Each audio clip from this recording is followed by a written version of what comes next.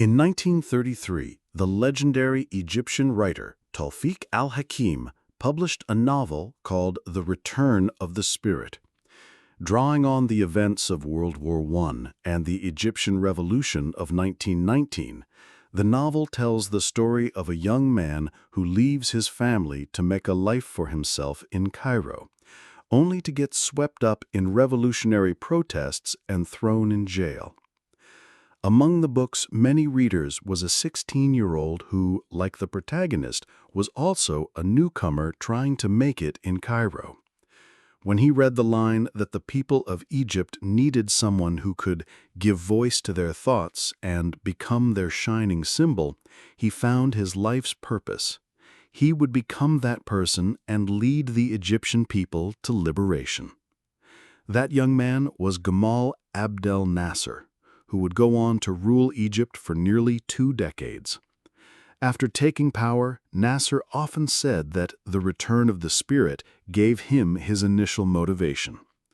The reason Nasser pointed to a novel for his inspiration was that there were no real-life examples for him to follow. He was the first military officer to pull off a successful coup in the modern Middle East, and his experience became the template for the rise of Saddam Hussein, Muammar Gaddafi, and many other regional strongmen. Today, we'll break down how to carry out a Nasser-style coup. Since the 8th century, Egypt has been a vital part of the Islamic world. In the 19th century, though it was nominally part of the Ottoman Empire, Egypt had already fought a war with the Ottomans during the reign of Muhammad Ali to compete for leadership of the Arab world. After the construction of the Suez Canal, Egypt's scale and importance were great enough to rival its supposed overlord, the Ottoman Empire. However, a region of such importance inevitably caught the eye of Western colonial powers. In the late 19th century, Great Britain first gained control of the Suez Canal through economic means, then fought a war with Egypt, turning it into a British protectorate. In 1936, just before the outbreak of World War II, Britain signed a new treaty with Egypt. While Egypt gained limited authority over its internal affairs, its foreign policy, military, and control of the Suez Canal all remained firmly under British command. Although the British saw this as a major concession, the treaty's terms fell far short of the independence Egyptians craved. In that same year, an 18-year-old Nasser graduated from high school. He was already a staunch anti-British activist who believed that armed struggle was the only way to free Egypt from British control. He wanted to attend the Royal Military Academy, but the Egyptian army, while technically Egyptian, was managed by a group of puppets hand-picked by the British. A troublemaker like Nasser with a record of protest naturally couldn't pass the Academy's background check. But not everyone in the Egyptian army believed British rule was justified. With the help of a sympathetic deputy minister of war, Nasser managed to get in through a back channel and finally entered the Royal Military Academy. After becoming an officer, Nasser focused on his military training, but he also did something else, something that would become a prerequisite for virtually every successful coup to follow. While Nasser's admission to the academy was likely due to one official's personal sympathy, that sentiment was widely shared. Many of Nasser's classmates at the academy also supported the revolutionary cause. During his studies and after graduation, Nasser dedicated himself to cultivating a network of officers within the Egyptian army who wanted to expel the British. Soon, a secret cabal of officers was formed. At this point, the Egyptian army had never been tested in combat. It had remained on the sidelines during the recent fighting of World War II. Nasser himself had no idea if his secret group of officers could defeat the British, or even if they could successfully mobilize the Egyptian army. But fortune favors the prepared. When Israel declared its independence in 1948, Arab nations, long resentful of Jewish immigration to the Middle East, formed a coalition army to try and destroy the newborn state. For the Arab nations, the war was a disaster. With aid from both the United States and the Soviet Union, the new state of Israel survived the initial assault and quickly launched a counteroffensive. During the war, Nasser's unit was surrounded by the Israeli army. At this critical moment, he refused to surrender. For nearly 3 months, he and his men held out under Israeli bombardment until the war ended. Although this couldn't change the fact that the Arab nations had lost, Nasser's determined stand became one of the few bright spots for the Arab forces. To salvage some national pride, the Egyptian media began to heavily promote Nasser's defiant spirit. They fabricated numerous stories about his wartime heroics, including classic tropes like leading the kitchen staff to safety under a hail of gunfire. The public's adoration for Nasser soon overshadowed the humiliation of defeat. Because his unit had been besieged in the Palestinian town of Al-Fallujah, he earned the nickname the Tiger of Fallujah. Nasser knew much of his war record was embellished, but he was more interested in how to leverage this public fervor.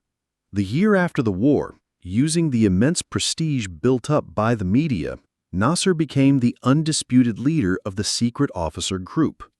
In 1949, he named the organization the Free Officers Movement and set its ultimate goal: to restore Egypt's national dignity and freedom. At this point, the preparations for a successful coup were complete. A charismatic leader with widespread prestige and an organization united by a common cause.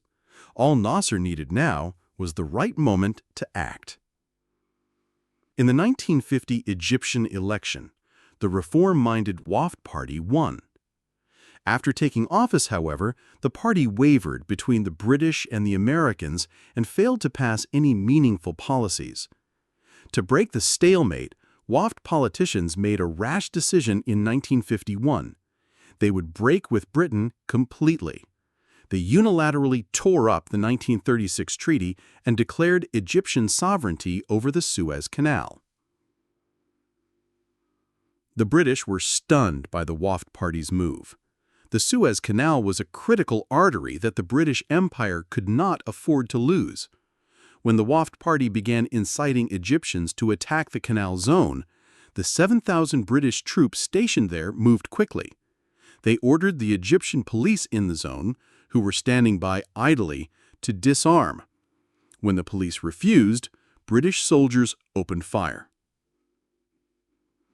When news of the police casualties reached Cairo, public fury against the British exploded. Mobs attacked foreigners in the city and set fire to foreign-owned businesses.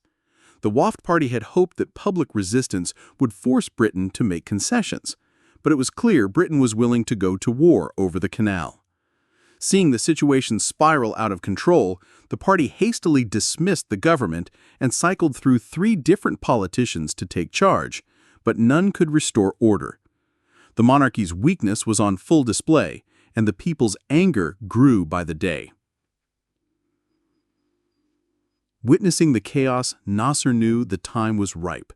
He moved his planned coup, originally scheduled for late 1952, up to July. Nasser was only 34 years old and just a colonel.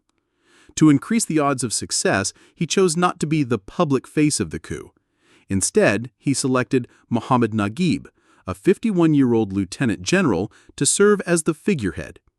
In hindsight, this move proved not only unnecessary, but also counterproductive, as the old-fashioned Naguib, even as a nominal leader, later became an obstacle to the free officers' reforms. Just after midnight on July 22, Nasser launched his operation. While Naguib broadcasted the free officers' demands to the Egyptian people, the officers themselves took control of the entire military high command in just a few hours. 3 days later, King Farouk fled the country. His infant son was installed as a decorative placeholder before the monarchy was formally abolished. Led by a group of mid- and low-ranking officers, the Free Officers Movement had seized control of Egypt in a nearly bloodless coup. They succeeded because they had a charismatic and energetic leader, a unified group of military officers with a common goal, and a chaotic domestic and international situation. In fact, anyone who could assemble these three elements had a chance to stage a successful coup in the Arab world of the mid-20th century. The region's General instability meant that any military leader with a small, dedicated group could potentially take over their country. Gaddafi's later seizure of power in Libya was a virtual carbon copy of the Egyptian coup, while Saddam Hussein and the Ba'ath Party's takeover of Iraq shared strong parallels in both personnel and method. But while the coup itself seemed simple, Nasser's power was far from absolute. Naguib was a problem, and the Free Officers were internally divided on how to remake the country. If not for one crucial decision, Nasser's historical standing might not have been much higher than that of strongmen like Saddam or Gaddafi. But the very first choice Nasser made after the coup would once again change his destiny and ensure that the people of Egypt would never forget the man who came to power in a coup.